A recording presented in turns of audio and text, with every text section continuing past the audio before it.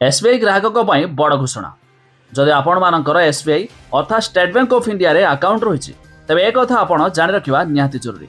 एबे आपण को हेबाकु जाउची अधिक बेनिफिटर लाभ। एने मध्य एसबीआई तार ट्विटर हैंडल रे ट्वीट करी मध्य सूचना जारी करिछि। तेबे आसंतु संपूर्ण अपडेट जानिबा ता पूर्व वीडियो को लाइक करंतु, सब्सक्राइब करनथिले सब्सक्राइब करी पाखर थिबा घंटी चिन्ह को दबाइ दियंतु।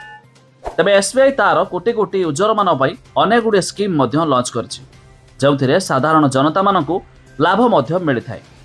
ठीक सेमिति एसबीआई रो दुईटी स्कीम रहितिला, एसबीआई अमृत कलश और एक अमृत वृष्टि। तेबे एप्रिल 1 तारिख रु अमृत कलश स्कीम को एसबीआई बंद करिछि, हेले तारि बदल रे आरंभ करिछि अमृत वृष्टि स्कीम। तेबे स्कीम रे जदि आपण निवेश करिया पई चाहुचबे तेबे एथि पई आपण को 444 दिन पई निवेश करिया को पड़िथाय।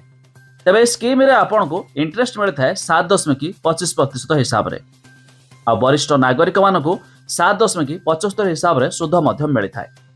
तेबे यह हेउचे एक अमृत वृष्टि एफडी स्कीम। हेले पूर्वरु थिबा एसबीआई अमृत कलश स्कीम रे आपण को 400 दिन पर्यंत निवेश करिया को पड़िथाय, जोथिरे 7.10% हिसाब रे सुध मिलुथला, आ वरिष्ठ नागरिकों पई 7.60% सुध मिलुथला।